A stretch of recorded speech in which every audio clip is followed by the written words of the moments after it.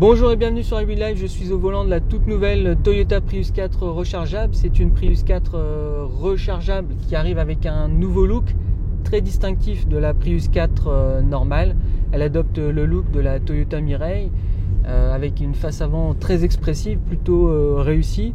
Une face arrière avec un haillon convexe, très bien sculpté, avec une nouvelle signature aussi lumineuse derrière. Et puis aussi, si on parle d'esthétique, elle arrive aussi avec un toit solaire de fort belle facture et plutôt assez impressionnant, ce qui en fait une voiture assez iconique comme à son habitude. Une Toyota Prius, ça reste une Toyota Prius, c'est distinctif. Mais Toyota ne s'est pas contenté de livrer cette hybride rechargeable de manière, on va dire, simple. Il y a quelques innovations aussi qui arrivent en plus. La partie arrière du haillon donc étant plastique de fibre renforcée de carbone. C'est une technologie qui est utilisée par exemple sur la BMW i3 et donc qui permet à cette voiture d'alléger un petit peu son poids. Même s'il est conséquent, on a quand même un poids qui est proche des 1605 kg dans cette version. Ce qui est quand même assez lourd pour une hybride rechargeable. La batterie, c'est une batterie de 8,8 kW. Elle est assez compacte mais pas très bien intégrée, ce qui explique le coffre ridicule que nous livre Toyota dans cette version. On va dire, on a l'impression de se retrouver dans un coupé sportif des années 2000. Et c'est bien dommage parce que on aurait pu avoir une meilleure intégration, mais j'ai l'impression que ça a été pensé après la plateforme TNGA, c'est-à-dire que Toyota s'est peut-être décidé un petit peu tard à sortir une hybride rechargeable totalement conçue comme telle, ou comme aurait pu concevoir Hyundai ou avec la Ioniq, ou comme l'a conçu Chevrolet avec la Volt. Il n'empêche qu'il y a une autre innovation qui est assez intéressante, c'est le vitrage avant, qui est un vitrage doublé, un double vitrage en réalité, donc qui permet d'atténuer sensiblement les bruits externes et les bruits de la voiture à l'avant.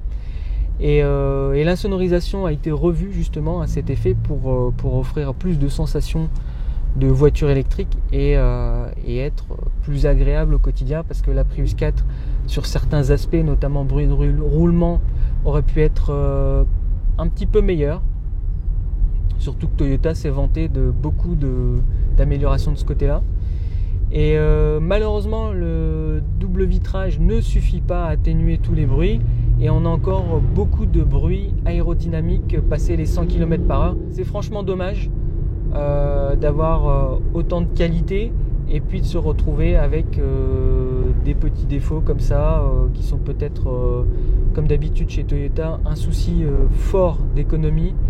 Et de montrer effectivement que c'est une icône technologique, mais sur certains aspects rogné au centime près. Pour une voiture de 36 000 €, c'est un petit peu dommage. Toujours est-il que sur la route, c'est une voiture très agréable. Elle offre des sensations de conduite très proches d'une voiture électrique. Là, je suis en mode EV City, un mode qui est franchement agréable, qui permet donc d'avoir des sensations de voiture électrique classique, mais des performances moindres pour préserver l'autonomie. L'autonomie qu'on peut retrouver sur cet écran, qui actuellement est de 35 km, mais à la fin de la charge ce matin, j'étais arrivé à 52 km et des poussières.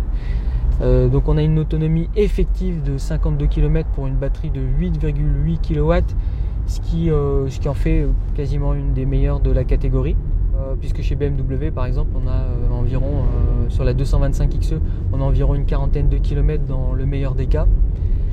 Et donc cette Toyota Prius 4 rechargeable offre des prestations aussi plutôt très bonnes en mode EV, le mode EV mode, qui permet donc de profiter des deux moteurs électriques, puisqu'on a un moteur et un générateur dans une Toyota Prius 4, et que les ingénieurs ont, via un embrayage et un engrenage à sens unique, autorisé le générateur à fournir un surplus de puissance. On n'a pas 100% des deux puissances, on a environ 85 chevaux un petit peu plus de 80% de la puissance des deux, mais c'est bien suffisant pour tirer cette voiture de 1600 kg dans de bonnes conditions et d'avoir des performances tout à fait raisonnables, un 0 à 100 environ 11 secondes, mais surtout de pouvoir profiter de la puissance de l'électrique dès les premiers tours de roue. Et même en ville, on peut, comme là par exemple, si j'accélère assez facilement, on peut profiter d'un mode électrique classique qu'on retrouve dans les autres électriques. C'est quand même pas mal pour une hybride. Le mode hybride est un peu poussif parce qu'en fait on va tirer beaucoup de poids, et là on retrouve un phénomène qui existait encore sur la Toyota Prius 4 mais qu'on pouvait moins entendre au quotidien. C'est ce fameux moulinage. Donc le moteur va monter en régime avant qu'on puisse arriver à la vitesse attendue, et ça c'est un petit peu dommage, mais en même temps la puissance globale de 90 kW ou 120 chevaux et des poussières a été conservée, et ce qui explique qu'on se retrouve avec donc une puissance limitée en mode hybride. Donc si vous utilisez ce mode notamment là où c'est le plus sensible, c'est-à-dire sur autoroute et en montagne, vous allez souvent entendre les relances du thermique. Malgré tout, j'ai été assez étonné, c'est que même en conduisant aux alentours de 110, 120 parfois, la sobriété est de mise, et on a une sobriété qui est accentuée par rapport à la Toyota Prius 4, et on profite vraiment donc de cette capacité accrue de la batterie, et ça en fait assurément une excellente hybride. Par exemple là je suis en moyenne sur les quasiment 600 km que j'ai parcouru, j'ai une moyenne de 2,9 litres au 100, sachant qu'on a fait un essai assez musclé au départ pour savoir ce qui se passait dans le ventre de cette auto, et où on a pu tester la qualité de sa tenue de route, qui est un peu desservie par des pneus Toyota de Nano Energy 2 qui décrochent assez vite en fait quand on pousse un peu la voiture dans ses retranchements. C'est pas la philosophie de la voiture, mais on peut quand même de temps en temps jouer et voir ce qu'elle a dans le ventre. On a un poids qui est accru à l'arrière, donc l'amortissement a été revu en conséquence. Parfois on va vraiment sentir le poids de l'arrière dans certains virages ou de manière accrue sur une route très bosselée. Ça en fait quand même une voiture assez confortable. On a compris qu'ils ont voulu atténuer au maximum la sensation de lourdeur et du centre de gravité qui est remonté un petit peu, visiblement. Mais ça reste une voiture quand même très agréable à l'usage, très confortable dans toutes les conditions, assez silencieuse globalement, sauf en termes de bruit aérodynamique, mais ça on en a déjà parlé. Et je voulais revenir en fait sur les modes hybrides qui sont disponibles. Donc on a toujours le Eco, on a toujours le Normal et le Power qui sont très chers à Toyota. Et on ajoute un mode qui permet aussi donc soit de profiter du mode hybride, donc c'est HV. On a le EV mode qui permet de profiter des deux moteurs électriques, donc avoir environ 85 chevaux en mode électrique jusqu'à 135 km/h. On a un mode EV City que j'utilise là par exemple maintenant, et qui permet donc d'avoir un mode électrique avec des bonnes sensations en termes de performance. On a des économies sur ce mode, c'est-à-dire qu'il est légèrement bridé pour profiter au maximum de l'autonomie de la voiture. Et on a un mode ici que je peux démarrer en restant appuyé sur le bouton HV EV. Donc là on a le thermique qui est en marche, donc je ne sais pas si vous l'entendez, mais il est réellement en marche. Il permet donc de recharger l'autonomie de la voiture en électrique. Donc là par exemple on est à 32,4 km, et sous peu on va voir que ce mode monte l'autonomie et la distance EV possible. Néanmoins bon, on a effectivement ce mode là qui permet de recharger la voiture ou même en accélérant, mais c'est un mode qui va forcément gréver la consommation globale, donc à utiliser comme tous les modes de recharge sur ce type de voiture, à utiliser avec parcimonie. Mais ça peut être quand même très pratique de se dire je recharge un petit peu avant d'arriver en ville, et de profiter donc d'une voiture totalement électrique dès qu'on arrive en ville. Donc au chapitre de ce que j'ai le moins aimé. Donc j'ai moins aimé donc ce volant par exemple, j'ai trouvé assez dur. J'ai moins aimé qu'il n'y ait pas de head-up display, donc de HUD de cette voiture. C'est une option qui n'existera pas sur le modèle vendu en France. J'ai franchement pas aimé la partie multimédia qui est pour moi datée. On n'a pas d'Android Auto, on n'a pas de Apple CarPlay. C'est quand même assez décevant. Les applications sont pas très performantes et j'ai galéré comme pas permis pour juste essayer de me connecter à internet et avoir l'infotrafic. Là par exemple, je n'ai pas l'infotrafic parce que ça ne fonctionne pas, même si le compte a été correctement configuré. Je ne me l'explique pas. Il y a des fois aussi où il fallait plutôt attendre le prochain redémarrage de la voiture pour que par exemple la connexion avec le téléphone se refasse, ou alors il faut supprimer le téléphone et le recréer.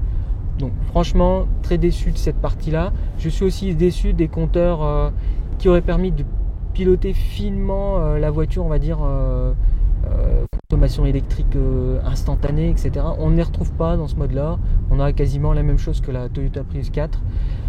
Et puis on n'a pas les options directement accessibles pour les critères de recharge, ajouter par exemple le démarrage du chauffage. Ça se fait voiture éteinte et puis ça se fait dans les menus quand on a arrêté la voiture et ou quand on plug la prise. Assez dommage, assez incompréhensible. Ce qui prouve encore une fois qu'ils sont partis vraiment de la Prius 4 et ils se sont dit comment on peut faire pour faire mieux sans changer ou bouleverser la voiture. On n'a pas une conception totalement prévue à cet effet comme la Ioniq. Bon, ça n'empêche pas d'en faire une bonne voiture comme je l'ai dit juste avant, mais c'est un des points faibles de cette voiture. Dernier point faible, mais bon, quand on achètera cette voiture, on est prévenu, hein, c'est que c'est une stricte 4 places. Ça peut être pénalisant. Bon, dans ma famille ça convient, mais voilà, c'est une stricte 4 places, même si à l'arrière on a un petit peu de rangement, on va dire sous ce qui a pris la place du 5e passager, c'est-à-dire le chargeur interne qui est de 3,2 kW, donc qui permet à la voiture donc d'être rechargée directement avec une prise type 2 sans passer par le chargeur externe, qui est de 10 ampères en passant et qui permet de recharger la voiture en environ 3h20 pour avoir les 52 km d'autonomie. Et donc on a ce point faible là, sans parler du coffre qui va avec, qui démontre que l'intégration de la batterie a dû être assez compliquée. Bon, Toyota est très précautionneux avec le lithium. Il y a cette volonté de maximiser la sécurité, la durée de vie. Chez Toyota, la durée de vie c'est quand même important, la qualité est là. C'est une des voitures actuellement les plus fiables du marché, donc Toyota a voulu au maximum préserver la durée de vie des batteries et donc du lithium. Et ce qui veut dire que la batterie a été renforcée. Je pense que les autres constructeurs ont fait à peu près la même chose, hein. Toyota n'est pas forcément pour l'instant le meilleur sur cette partie-là. Mais il y a une volonté quand même de préserver au maximum la sécurité et d'éviter les emballements thermiques, ce qui explique que l'intégration a dû être compliquée avec tous ces renforts sécuritaires. Sans parler qu'on a toujours le train arrière multibras et donc forcément tout ça, ça prend beaucoup de place. Alors pour conclure, parce que aux environs donc de ces 600 km de route, avec la famille aussi en grande partie, je n'ai pas exploité 100% on va dire de ses capacités, puisque j'ai fait quand même des distances d'environ 100 km par trajet entre chaque recharge, voire 200 km parfois. Donc je n'ai pas profité totalement donc de ses qualités. J'ai joué quand même avec les modes, ce qui peut gréver la consommation. Il faudrait un essai plus poussé dans un usage 100% quotidien pour vérifier que cette voiture répond à ce qu'on attend d'elle. Honnêtement, je pense qu'il est assez simple d'avoir des consommations inférieures à 2 litres au 100, puisqu'elle est globalement très sobre. Elle est quand même bien conçue. Ça reste une Toyota. Et donc il est très facile de faire des consommations inférieures. Le mode hybride permet de me faire par exemple cette moyenne qu'on peut voir ici inférieur à 3 litres au 100, ce qui est quand même très intéressant. Et si vous voulez actuellement la voiture, une des voitures les plus sobres en hybride du marché, ce sera forcément une Toyota Prius 4, puisque Chevrolet n'a pas jugé bon de faire venir chez nous la Volt 2 qui doit rester quand même très supérieure à cette voiture. Par contre, la concurrence arrive. Elle s'appelle Hyundai Ioniq PHEV. C'est aussi une rechargeable qui aura à peu près la même autonomie et donc on aura des qualités probablement supérieures à cette voiture, puisqu'on a une meilleure intégration et il n'y a pas eu de compromis côté coffre ou côté nombre de places. Et sachant les qualités de la Ioniq électrique, il est vraiment probablement sûr que la Hyundai hybride rechargeable soit une très très sérieuse concurrente de cette voiture. Je vous remercie de m'avoir suivi, j'espère pouvoir faire un autre test de cette voiture. Je remercie aussi Félix Wong qui m'a permis aussi de tester la voiture dans d'autres qualités puis de réaliser cette vidéo. Je vous dis à très bientôt sur Abus Life et pensez à commenter et à aimer notre chaîne. Si vous avez aimé ce reportage très rapide, faites-moi part de vos commentaires pour que je puisse y répondre. Vous avez aussi le forum et le site de news. Et donc je vous dis à très bientôt pour un test sur Abus Life.